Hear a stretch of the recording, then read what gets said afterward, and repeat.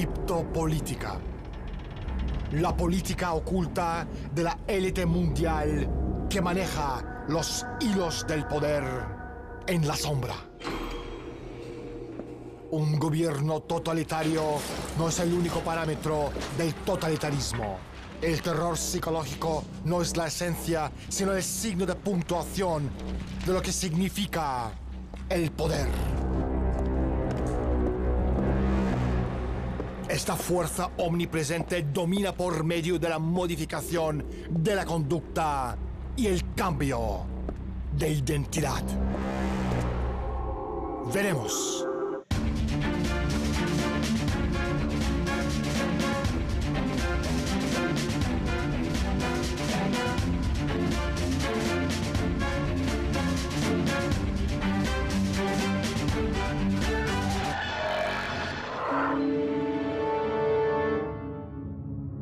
Hoy, en Desde la Sombra.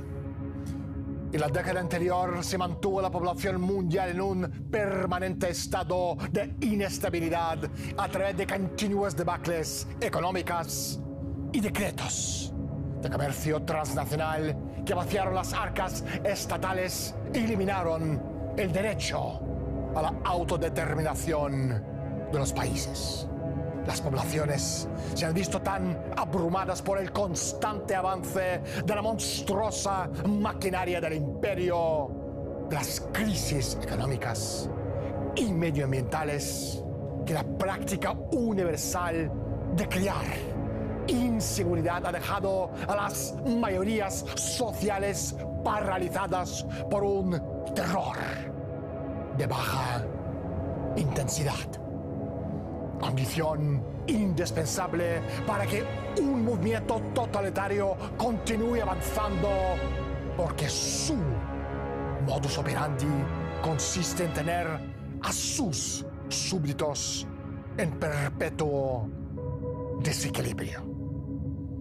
¿Qué significa criptopolítica? Cripto en griego es secreto, oculto.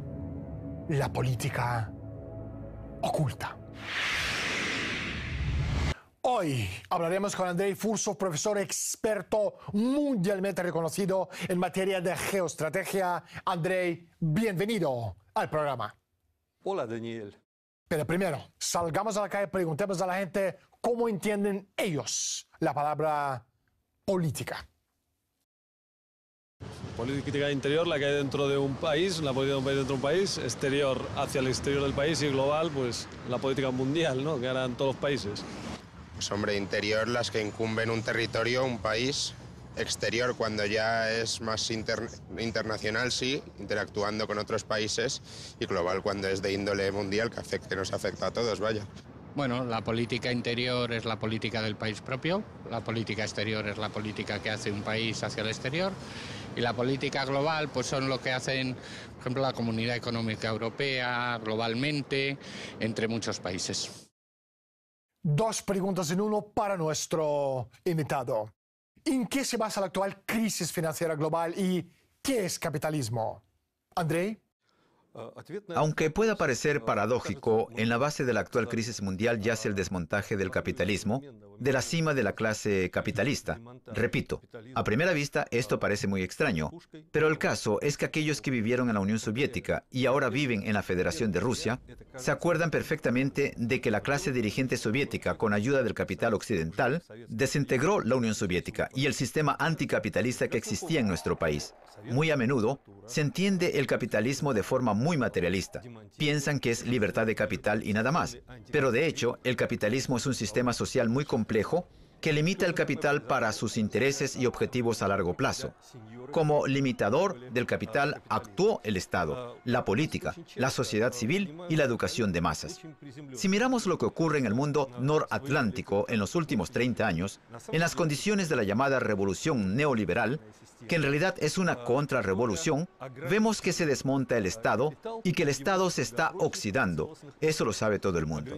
La sociedad civil se encoge y la política se convierte en una combinación del sistema administrativo y del negocio de espectáculos. En otras palabras, Todas estas formas que limitan el capital se desmontan. Pero el caso es que el capitalismo es únicamente el capital y estas formas. El propio capital ya existía antes del capitalismo y seguirá existiendo después de él. Otra cosa es que el control del proceso de desmontaje se les escapó a los organizadores. Y esto da la posibilidad de que existan diferentes fuerzas anticapitalistas. Estamos viendo un descalabro mundial.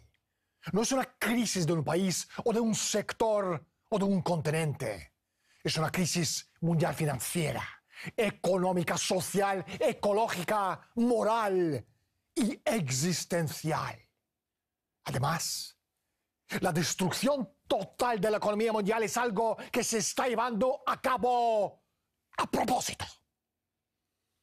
Y la razón es que el imperio sabe que el progreso de la humanidad significa que su final como imperio es inminente, que no puede sobrevivir en un mundo con un progreso científico y tecnológico generalizado. Como el imperio precisa de un mundo con personas tontas y serviles como borregos.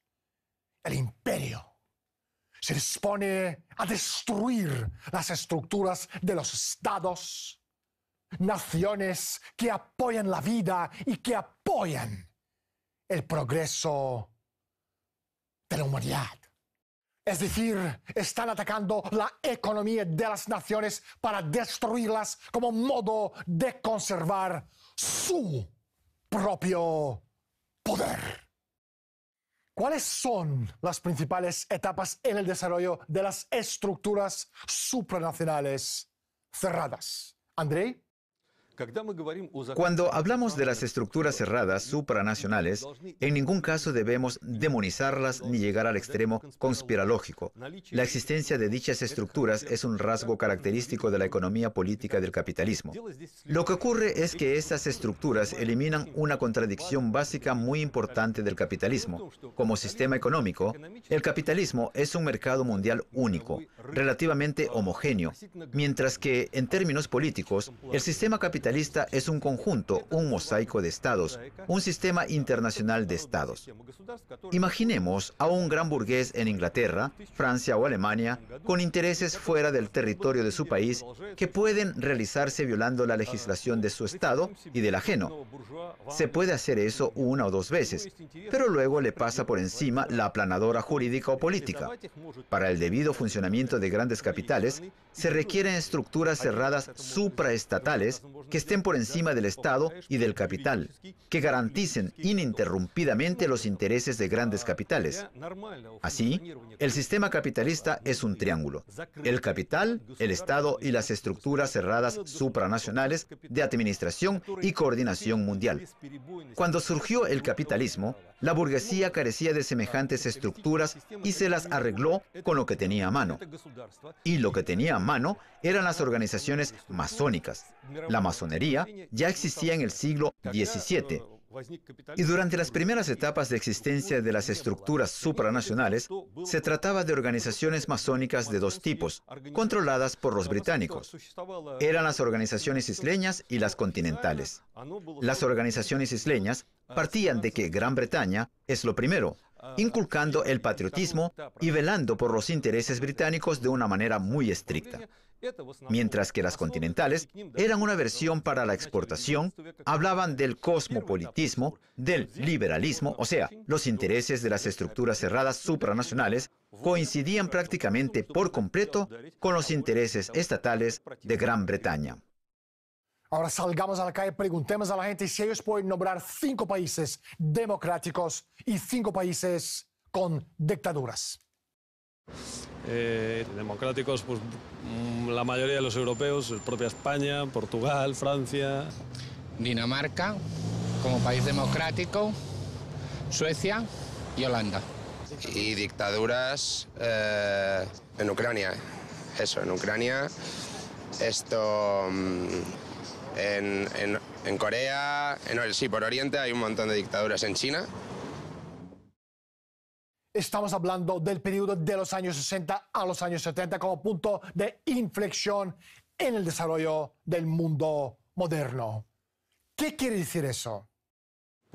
Los franceses llaman el periodo de posguerra los 30 gloriosos años, también denominado como Edad de Oro del capitalismo. Este fue el periodo del auge económico en todo el mundo, cuando se genera una cantidad de bienes y servicios cuyo valor equivalía al valor total de todos los bienes y servicios facturados en los 150 años previos al periodo en cuestión. Había ilusión de que el mundo se iba desarrollando para alcanzar el ideal del bienestar general. Se hizo muy popular la ciencia ficción, lo que demostró la transformación de la actitud y la disposición humana hacia el futurismo. Pero tal estado de las cosas representaba un gran peligro para la élite de la sociedad capitalista, porque aumentó el número de personas que pertenecían a la clase media, igual que la cantidad de obreros especializados que algún día podían llegar a desafiar a la clase alta capitalista. La élite no tardó en reaccionar al nuevo reto tras crear el Club de Roma, la Comisión Trilateral. En 1975 se publica un informe que se llama La crisis de la democracia, cuyos autores son Huntington, Crozier y Batanuque. El informe dice sin faltar punto ni coma que la democracia en sí no representa valor, sino que es una herramienta que sirve para provocar apatía en la sociedad. En aquel momento, la élite del capitalismo internacional se dio cuenta de que si la tendencia del desarrollo del capitalismo seguía igual como en los últimos 150 años, al final la podría privar de su poder y de sus privilegios. Entonces, se planteó el objetivo de parar el progreso técnico-científico. Con este fin, se puso en funcionamiento el programa al que yo llamo 3D: desindustrialización, despoblación y desracionalización de la conciencia y del comportamiento. ¿Para qué sirve la desindustrialización? Se lleva toda la producción a países del tercer mundo para sacar márgenes más elevados, al pagar lo mínimo a los obreros. Pero lo que realmente tenía importancia era la razón geopolítica. Al desindustrializar el núcleo del sistema capitalista, lo que se hace es debilitar la posición socioeconómica de la clase obrera y de la clase media, del Estado y del bienestar en general. Andrei, un momento, por favor. Aquí tengo que recurrir al clásico del marxismo, Friedrich Engels, que en 1844 decía lo siguiente: la economía política nació como resultado natural de la expansión del comercio. Y con su aparición, el trueque elemental y poco científico fue reemplazado por un sistema complejo de fraude autorizado, una verdadera ciencia del enriquecimiento.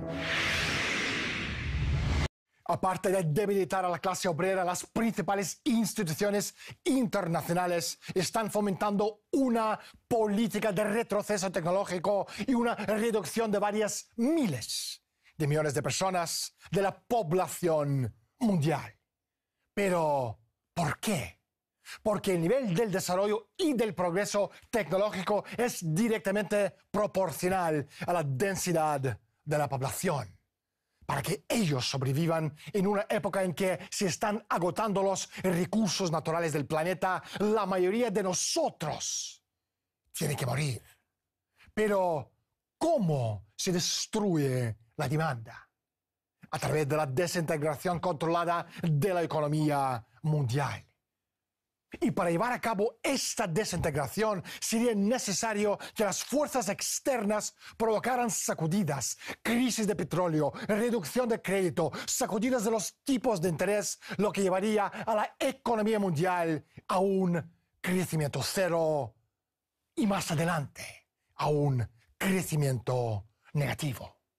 Al mismo tiempo, seguir con el establecimiento del mercado al contado de petróleo, la creación de los mercados de eurobonos, los mercados de derivados, la expansión del aparato bancario en paraísos fiscales, así como el blanqueo de enormes cantidades de dinero procedentes del narcotráfico por medio de algunas de las corporaciones bancarias más importantes del mundo. Ahora volvemos a nuestro invitado. Andrei, sigue, por favor. Pero para llevar a cabo la desindustrialización hacía falta modificar la mentalidad de la gente. En 1962, con el dinero de Rockefeller, se creó el movimiento ecológico que empezó a inculcar a la gente que las industrias estaban contaminando el ambiente, que muchas de ellas no eran imprescindibles y que la energía atómica representaba mucho peligro. Después de fundar el Club de Roma, el primer informe que saca se llama Los límites del crecimiento, cuya idea principal es la siguiente: la humanidad ha alcanzado los límites del crecimiento industrial y ya no es necesario seguir desarrollando la producción. Ahora es la naturaleza la que se convierte en protagonista. Tenemos que salvarla del ser humano. Y es entonces cuando se pone en marcha el programa de despoblación. En el año 1974, Henry Kissinger emitió el memorándum secreto que se llama Peligros del crecimiento de la población mundial. Y a partir de los años 90 del siglo XX, el programa de despoblación de la Tierra forma parte de los programas de la ONU, lo que contrasta fuertemente con las ideas que había en los años 40. Huxley, que fundó la UNESCO en 1946, en 1948 solo hizo mención a la posibilidad de controlar el número de la población mundial, por cuya razón fue expulsado del cargo que se había creado él mismo. Y desde fines de los años 90 del siglo XX, la élite internacional ya no tiene que disimular sus intenciones de reducir la población. Y por último, la tercera D, la desracionalización de la conciencia y de las normas de comportamiento. Por ejemplo, el auge de la ciencia ficción cae en los años 50, 60 y 70. En los años 80, lo sustituye el género que se llama fantasía. ¿Qué es fantasía? Es un futuro que refleja el pasado. Es un mundo que carece de conceptos de democracia y progreso. Es un mundo donde el poder tiene una explicación mágica, en el que conviven reyes y dragones. Es decir, es un mundo irracional. Lo que podemos ver es que desde los años 60 se realiza un programa cuya meta es detener la evolución de la historia y cambiar la sociedad capitalista por una especie de sociedad neofeudal o de casta. Por cierto, el cumplimiento del programa, cuyo cumplimiento era imposible mientras existía la Unión Soviética, o sea, era imprescindible derrotar y destruir la Unión Soviética, no solo por cuestión de competencia entre el Occidente y la URSS, sino también para lanzar el proyecto de globalización. El 18 de agosto de 1948, la élite mundial prepara un documento que más adelante sería la base ideológica de la Guerra Fría. Este documento decía que sin poder derrotar a la Unión Soviética, poseedora de la mayor riqueza de recursos naturales del planeta, tienen que emplearse otros métodos más discretos. Así que desestabilizar el Estado ruso se convirtió en el objetivo primordial del imperio. Primero, tras la Guerra Mundial y después, tras la caída de la Unión Soviética en 1991. La estrategia pretendía que el país cayera en la anarquía. El objetivo era destrozar a Rusia por medio de modificación de la conducta, crear conflictos entre las nacionalidades y regiones del país, separar a la juventud de los valores tradicionales de la sociedad mediante drogas, sexo y creando discordia en la sociedad. Es decir, implantar cambios forzados en nuestro modo de vida sin nuestro consentimiento y sin que sepamos siquiera lo que nos está sucediendo. Hoy, la Guerra Fría está muy viva. Miren a su alrededor. Toda clase de degeneración musical es un producto fabricado por orden de un laboratorio. Todo ecologista a quien no han lavado el cerebro ha logrado huir de un laboratorio de ingeniería social. Todo drogadicto es producto secundario de una política gubernamental del futuro cuyo objetivo final es liquidar el espíritu humano y degradar al hombre. ¿Cuáles son los escenarios más probables del desarrollo mundial? ¿Andrei? La élite mundial que intenta dirigir el transcurso de la historia ya tiene el guión. Es bastante sencillo: disminuir la población hasta 2.000 millones de personas, porque a esta cantidad de gente se la puede controlar a través de chips. Esta cantidad de gente no necesita tantos recursos y no pone en peligro el poder de esta élite. Además, el guión prevé la creación de enclaves industriales y de zonas neutrales a su alrededor. El resto se destruye, convirtiéndolo en una especie de Somalia o Afganistán, pero a mayor escala. Además, este guión prevé el control por parte de la élite de la información y de los recursos. El sistema capitalista se basa en el control del capital. ¿Y qué es el capital? Es el trabajo incorporado en los bienes que se convierte en un estimado que se valoriza a sí mismo. La sociedad postcapitalista se basa en el control de las fuentes de información. Actualmente podemos ver cómo se está creando la base del control de la información. Pero para establecer este control hay que destruir el sistema educativo. ¿Cómo ha cambiado la política del Occidente hacia Rusia en la última década? ¿Andrei? En los últimos tiempos, en la política de Occidente en relación a Rusia, ha surgido un aspecto muy importante. Según pronósticos de climatólogos, las catástrofes geoclimáticas relacionadas con la corriente del Golfo, la reestructuración planetaria que ocurre cada 20.000 años, que se ha estado manifestando desde principios del siglo XX y que continuará hasta la tercera década del siglo XXII, la única zona relativamente estable será el norte de Eurasia. O sea, Rusia será una zona codiciada, una reserva de territorio en el que la humanidad podría refugiarse de la lucha del milenio. En Occidente se toman esto muy en serio.